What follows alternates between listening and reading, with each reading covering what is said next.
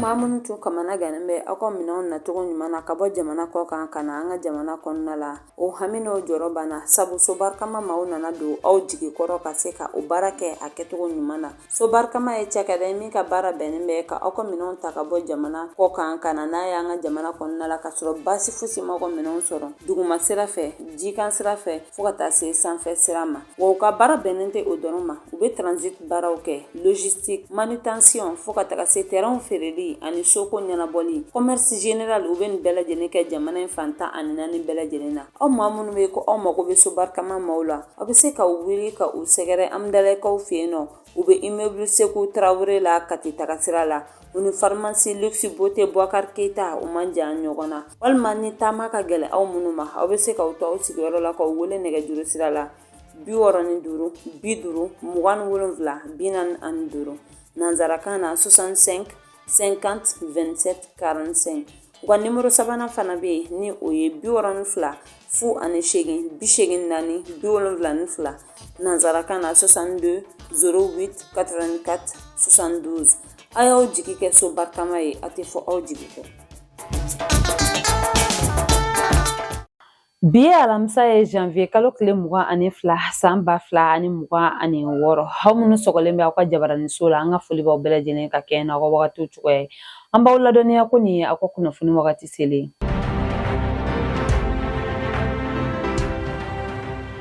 Bakuruba kunnafoniw na an ka finitigilakaw ka dilanni sanyɛlɛma ɲɛnajɛ hukumu kɔnɔna la, an da bɛna don o la fo ka taga se an ka nɔgɔ dingɛw an bɛ se k'o tɔnɔmabɔ cogoya min na. Atelier min kɛra ka yaasa ka o baaraw bila sen ka an da bɛna don o ni a ɲɔgɔnna caman na. Kɔkan kunnafoni olu bɛna lase aw ma, aw bisimila.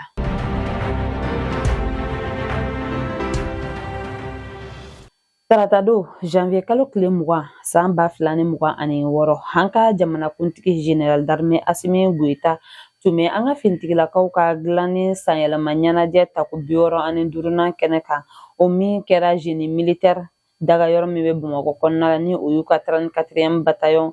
kɔnɔna la. A kɛnɛ kan min ye an ka premier ministre fo ka taga se CNT ɲɛma, an ka lakana ministre ani min ye an ka finitigilakaw ka ɲɛma ni o chef d'état major fo ka taga se gouvernement maa caman ani u ka service des armées directeur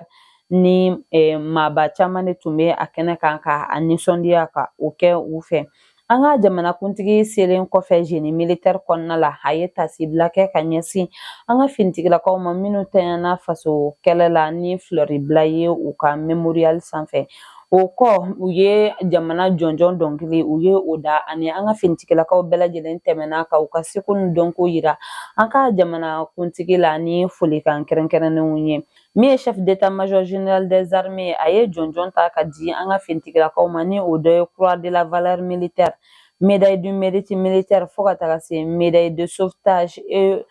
ani médaille des blessés. A ye o di an ka finitigilakaw ma. Min an ka jamanakuntigi général d'armée Asimi Goita ale ye chèque belebele ta ka di an ka lakana ministre ma min bɛ taa i jɔ sefa wari miliyari 17 ni a kunkanfɛn na. A dilen ko an ka ministre ma, a fana ye a di service des armées ɲɛmaa ma yaasa min ye an ka finitigilaka minnu tanyana a bɛ se ka di olu ka denbayaw ma cogoya min na u ka u yɛrɛ dɛmɛ ni a ye fasokɛlɛ hukumu kɔnɔna la. A jirala ko min ye san 2025 sefa wari miliyari 7 de dira service des armées ma, a k'a di nin maa ninnu ma. Nka ɲinan san 2026 an ka jamana ɲɛmaaw ye caman de fara a kan yaasa nin maa ninnu bɛ se ka u yɛrɛ dɛmɛ ni a ye cogoya min na. Ani fana min ye chèque individuel ye o dira a y'an dɔrɔnw fɛnɛ ma a ɲɛnajɛ kɛnɛ kan.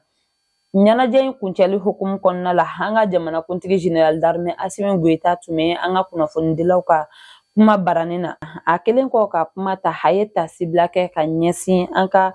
jamanakuntigi fɔlɔ président Modibo Keita ni a nɔfɛmɔgɔw bɛɛ lajɛlen ma, olu minnu ye hakili ɲuman sɔrɔ ka an ka finitigilakaw ka jɛkulu ka o bila sen kan yaasa donna nataw la an bɛ se ka tɔnɔmabɔ cogoya min ka bɛn janvier kalo tile 20 ma. A y'a jira ko janvier kalo tile 20 ye don kɛrɛnkɛrɛnnen de ye, don min jamanadenw ni u ka finitigilakaw bɛ ɲɔgɔn sɔrɔ ka nisɔndiya kɛ a kɛnɛ kan ɲɔgɔn fɛ. Ani fana a ye folikan kɛrɛnkɛrɛnnen lase maliden bɛɛ lajɛlen ma olu minnu ye danaya ta ka da olu kan kabe san 2021 ka to u kɔ jamana ka yɛrɛma hɔrɔnya okumu kɔnɔna la ani lakana fana sabatili la an ka jamana kɔnɔna la. A y'a jira ko jamanadenw ka danaya ka o ta ka da u kan. Nin kɛra koba de sabu a ye u dɛmɛ u sera ka baara caman de kɛ jamana in kɔnɔna la kɛrɛnkɛrɛnnenya la lakana ta fanfɛla la. An ka yɔrɔ caman bɛ minnu tun minɛlen bɛ ka bɔ an bolo Banmanci wale tigilamɔgɔw fɛ an sera ka olu sɔrɔ. A ka kumaw fana kɔnɔna la a ye folikan kɛrɛnkɛrɛnnen lase an ka finitigilakaw ma olu minnu ye wulikajɔ bila sen kan sanga ni wagati lakana sabatili la jamana kɔnɔna la u kelenna walima u faralen AES cɛdenw kan yaasa jamana in bɛ se k'a ka yɛrɛma hɔrɔnya sɔrɔ cogoya min sabu ko o kɛra sababu ye Banmanci wale tigilamɔgɔw dagayɔrɔ caman bɛ o tiɲɛna tɛgɛ kɛra u ka maa caman ani u ka kɛlɛkɛminɛnw fana na wa a ye a jira ko san 2025 kɔnɔna la u ye wulikajɔ min kɛ san 2026 ta bɛna bonya ka tɛmɛ o bɛɛ lajɛlen kan sabu yɔrɔ o yɔrɔ de bɛ yen nɔ ni o tɛ an bolo ko fɛɛrɛw bɛna bila sen kan ka se ka o yɔrɔ ninnu ka olu lasegin an ma u bɛna fɛɛrɛw bila sen kan ka maakuraw ta an ka finitigilakaw ka bolo kan ani u bɛna kankuraw fana jɔ jamana in yɔrɔ caman na yaasa min an ka finitigilakaw ye u ka lakana baara min kalifalen bɛ u la u bɛ se ka o kɛ a kɛcogo ɲuman na cogoya min na ani fana a ye folikan kɛrɛnkɛrɛnnen lase an ka kunnafonidilaw ma min ye jamana ta ni kɛnyɛrɛye taw ye sabu k'ale k'a sɔrɔ wulikajɔ caman kun bilala sen ka jamana in ka se k'a dafiri nka ko an ka kunnafonidilaw jɔlen tora ni kunnafoni jɛlen ɲumanw ye wa fana ko u ye jamana ka intérêt u ye o de bila sanfɛ u ka baara kɔnɔna la wa k'a b'a ɲini u fɛ fana u bɛ o baara min na fana u ka taga ɲɛ halisa yaasa jamana in bɛ se ka kɛ an ta ye cogoya min an ka yɛrɛma hɔrɔnya min ni an bɛ ka kuma fɔ a ka dɔ diɲɛma fɛ ani a ka lasegin an ma. O kɔfɛ fana a ye a jira ko u kɛlen bɛ ka fɛɛrɛw bɛɛ lajɛlen bila sen kan maa minnu bɛ yen n'olu kɛlen bɛ ka maramafɛn ta jamana in juguya la yaasa olu bɛ se ka segin ka na jamana in kɔnɔna la ka maramafɛn bila an n'u bɛ se ka fara ɲɔgɔn kan ka kɛ jamanaden kelen ye cogoya min nka a y'a jira ko maa minnu fana bɛna ban o waleya fana ma k'u ka bila u kunna ko u ni ɲangini min ka kan o bɛna ta ka da u kan. A ka kumakuncɛ kumaw kɔnɔna la a y'a jira ko a ka dɛmɛ bɛ an ka finitigilakaw ye i n'a fɔ kɔrɔlen cogoya min na wa ko o tɛna na ban a bɛna taa ɲɛ halisa ka kɛ o cogoya la ko min ye lakana sabatili an ka jamana kɔnɔna la u y'a baaraw daminɛ wa ko a baara tɛna na jɔ sira la u bɛna fɛɛrɛw bɛɛ bila sen kan yaasa jamana in ka yɛrɛma hɔrɔnya bɛ se ka kɛ a ta ye jamana in fan 14 bɛɛ lajɛlen na lakana bɛ se ka sabati cogoya min na wa a y'a jira fana k'a wajibiyalen bɛ Mali kan de ka sebaya sɔrɔ wa ko an bɛna na sebaya fana sɔrɔ.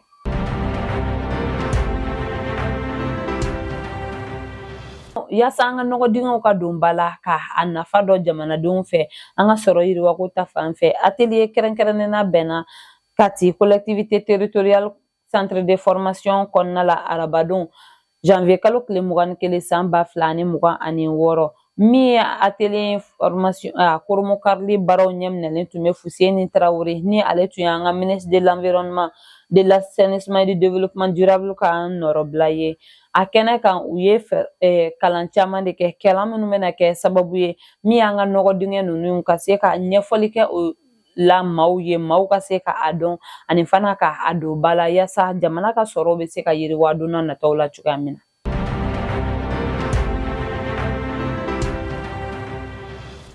An ka direction générale du commerce et de la concurrence ye welewelemada kɛ ka ɲɛsin jamanadenw bɛɛ lajɛlen ma essence ko ta fanfɛla la a y'a jira ko degun min tun bɛ an kan essence ko ta fanfɛla la ko bɛɛ lajɛlen k'i hakili latigɛ ko caman bɔra a la wa ko caman bɛna bɔ a la don n'a nataw la sabula ko min ye essence camion citerne caman o de donna an ka jamana kɔnɔna la wa a y'a jira fana ko u ni polisiw kelen bɛ k'u bolo di ɲɔgɔn ma yaasa camion ninnu ɲuman bɛ se ka don jamana in kɔnɔna la hɛrɛ ni baden na ka sɔrɔ baasi fosi ma a sɔrɔ a y'a jira ko kabini tɛnɛndon janvier kalo tile 19 san 2026 essence citerne min donna ko a ka ca kosɛbɛ a kun tɛ dɔwɛrɛ ye yaasa jamanadenw bɛ se ka lafiya sɔrɔ cogoya min tajiko ta fanfɛla la wa ko citerne minnu bɛ an bolo an k'an hakili latigɛ jamana fan 14 bɛɛ lajɛlen na lafiya bɛna na tajiko ta fanfɛla la o hukumu kɔnɔ a ye welewelemada kɛ ka ɲɛsin maliden bɛɛ lajɛlen ma jamana in fan 14 bɛɛ lajɛlen na ni o ye ko ka essence san ka mara an bolo an ka o waleyaw dabila sabula ko nafa tɛ o la bilen.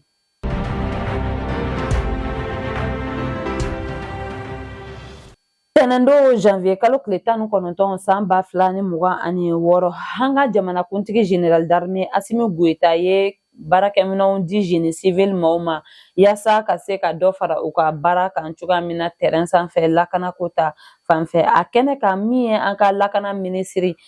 général de corps d'armée Sadio Kamara ale tun bɛ yen. Ale ye kuma ta ka tasibila kɛ ka ɲɛsin an ka finitigilakaw ma minnu tanyana faso kɛlɛ la, minnu joginen don ani minnu yɛrɛ minɛnen bɛ otaji la Banmanci wale tigilamɔgɔw fɛ. Sabu ko nin bɛ an ka finitigilakaw ka cɛsiri wale de jira lakana sabatili la jamana in fantan ani 4 bɛɛ lajɛlen na. Wa a ye a jira fana ko min ye génie civil maaw ye u kɛlen bɛ ka u seko n'u damayira bɛɛ lajɛlen kɛ o baara la. Nin baarakɛminɛn min talen filɛ nin ka di u ma ko nin bɛna u dɛmɛ kosɛbɛ yaasa ka se ka jamana in jɔ ko kura ka kɛ ni devise ye min bɛ u bolo ni o ye ko jɔli bɛ kɛ tiɲɛni bɛ kɛ nka k'olu génie civil maaw labɛnnen bɛ sanga ni wagati ka baara kɛ jamana in ye yaasa jamana in bɛ se ka jɔ cogoya min na ani an ka sɔrɔw bɛ se ka yiriwa donna nataw la cogoya min na. Wa fana min an ka lakana minisiri a y'a jira ko an ka jamanakuntigi kɛlen filɛ ka ni minɛn minnu di nin ye génie civil maaw ma ko nin minɛn ninnu jɔyɔrɔ ka bon kosɛbɛ kɛlɛkɛ kɛnɛ kan ani an ye yɔrɔ minnu minɛ ka kɛ an ta ye ko a nafa ka bon kosɛbɛ lakana sabatili la o yɔrɔ ninnu na. O hukumu kɔnɔna la a ye a jira ko u bɛna fɛɛrɛw bɛɛ lajɛlen bila sen kan ka se ka baara kɛ ni a ye. Wa ko an ka jamanakuntigi kɛlen filɛ ka ni minɛn minnu di k'a y'a jira ko yɛrɛma hɔrɔnya kuma min bɛ fɔ ko dala kuma tɛ nka ko a kan ka ye kɛwalew de la ko jamanakuntigi ka nin waleya in ye o de jira olu la. Wa a ka kuma kɔnɔna fana na a ye a jira ko an ka jamanakuntigi ka commandement kɔnɔna la olu finitigilakaw labɛnnen bɛ défi min bilalen b'u senkɔrɔ ka se k'a relever yaasa lakana bɛ se ka sabati jamana in fantan 4 bɛɛ lajɛlen na. Jamana in ka jɔ ka jamana in kɛ an ta ye hɛrɛ ani baden kɔnɔna la jamanadenw bɛ se ka segin cogoya min. Wa ko an ka jamanakuntigi kɛlen filɛ ka ni minɛn minnu di génie civil maaw ma ko nin b'a jira ko hakilina min b'a la ka ɲɛsin an ka finitigilakaw ma ni o ye ka caman fara u fanga kan lakanako ta fanfɛ yaasa jamana in bɛ se ka lafiya cogoya min ani ka jɔ ka kɛ jamanadenw ta ye ko nin ye o bɛɛ lajɛlen de jira olu la.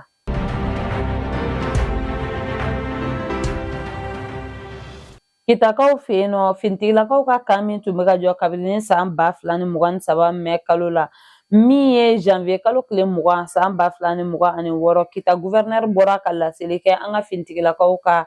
sanyɛlɛma ɲɛnajɛ hukumu ta ko 60nan kɔnɔna la k'a jira ko Kayi jɔli baara banna. Wa a y'a jira ko Kayi bonya bɛ taa hectare 500 la min ye régiment d'infanterie motorisé 35 o de bɛna kɛ Kayi kɔnɔna la lakana sabatili la jamana in yɔrɔ caman na.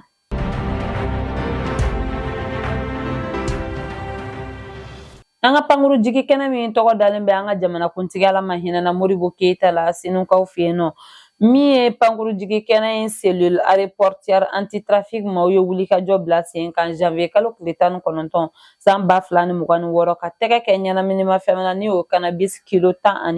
ye min tun bɛna taa Londres walima Royaume-Uni kɔnɔna la. U kɛlen kɔ ka tɛgɛ kɛ nin ɲɛnaminimafɛnw na u ye tɛgɛ kɛ maa fana na min tun ta ye nin ɲɛnaminimafɛn ye ni o ye Gerald Chukwui Emeka ye ni ale ye Nigeria jamanaden ye. An bɛ wagati min na i ko bibi na ni ɲɛnaminimafɛn ni cɛ in bɛ an ka kiiritigɛlamɔgɔw ka bolo kan ani ɲangini min ka kan o bɛna na ta ka da a kan. Colonel Major Fuseni Keyita ni ale ye OCS directeur général ye ale ye folikan kɛrɛnkɛrɛnnen lase ni cɛden ninnu ma u ka nin wulikajɔ baara in na. Wa a y'a jira fana k'u bɛna fɛɛrɛw bɛɛ lajɛlen bila sen kan min ye nin ɲɛnaminimafɛn donni walima a bɔli an ka jamana kɔnɔ ka se ka dansigi kɛ a la cogoya min nka k'o baara tɛ sabati olu bolo ni jamanadenw m'u fanga fara olu ta kan.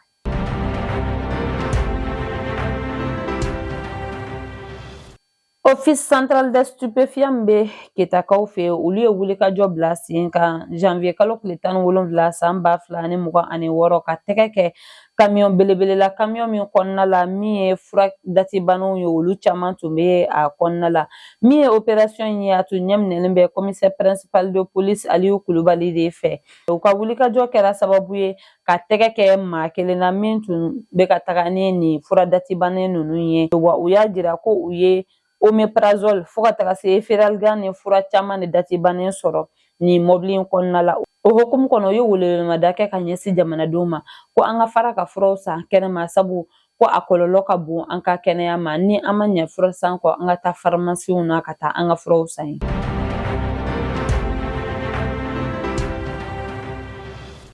O b'an na taa an ka kɔkan kunnafoniw na an bɛ taa Senegal kɔnɔna la tarata don janvier kalo tile 20 san 2026 Senegal jamana kuntigi Basiru Diomaye Faye ni a ka maaw bɛɛ lajɛlen bɔra ka u ka dolancilaw ka u bisimila cogo ɲuman na ka kɛɲɛ ni u ka sebaya sɔrɔ ye u ye min kɛ CAN Maroc kɛnɛ kan. O hokumu kɔnɔna la min ye Senegal jamana kuntigi ye a ye a jira ko a bɛna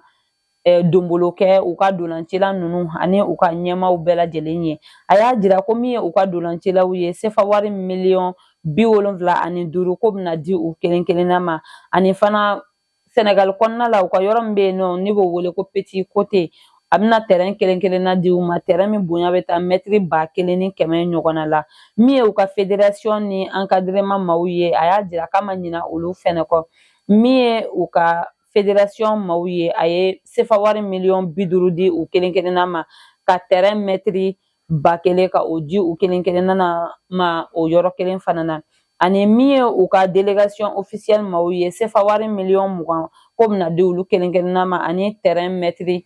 100 ɲɔgɔnna o bɛna di olu fana ma o yɔrɔ kelen na ani min ye u ka minisiriso ye ni o ye farikolo ɲɛnajɛ minisiriso ye a y'a jira ko a ma ɲina olu fana kɔ min ye sefa wari miliyɔn 65 o dira olu ma ko ministère maaw k'o tila u ni ɲɔgɔn cɛ ani ministère maa minnu bɛ yen nɔ ni olu tugura dolancila ninnu kɔ ka taa nin kani kɛnɛ kan ko terrain kelen kelenna bɛna di olu fana ma. Basiru Diomaye Faye ye a ɲini u ka dolancilaw fɛ ko u ye baara min daminɛ u ka taa ɲɛ nin cogoya la ka to ka sebaya sɔrɔ ko ni Ala sɔnna ma fɛnw bɛɛ lajɛlen bɛna na ɲɛ.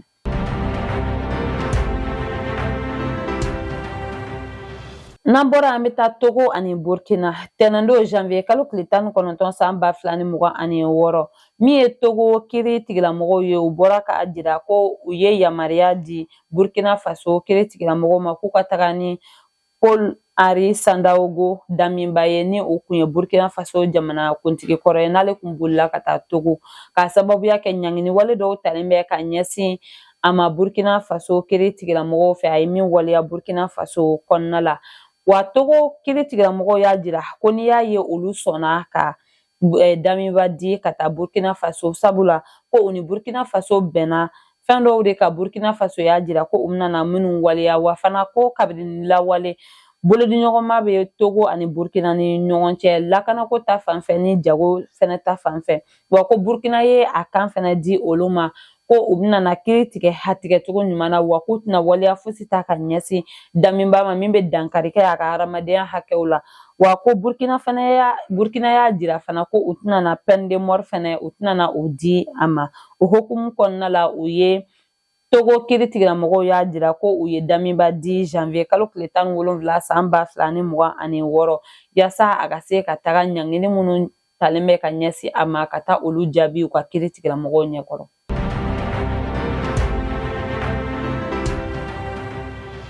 Nin bɛ dan sigi an ka bi kunnafoniw na an tɛ sɛgɛn an tɛ ɲinɛ an b'an ka dibilabarakɛbagaw fo sabu jɔyɔrɔ ka bon an ka baara in na an bɛ so barikama logistique transit maaw fo olu minnu bɛ ka an dɛmɛ yaasa an bɛ se ka kunnafoni jɛlen nafama di aw ma sanga ani wagati ni Ala m'an ka jɔnya an bɛ ɲɔgɔn sɔrɔ sini ka kunnafoni di aw ma laadiriya la shukran.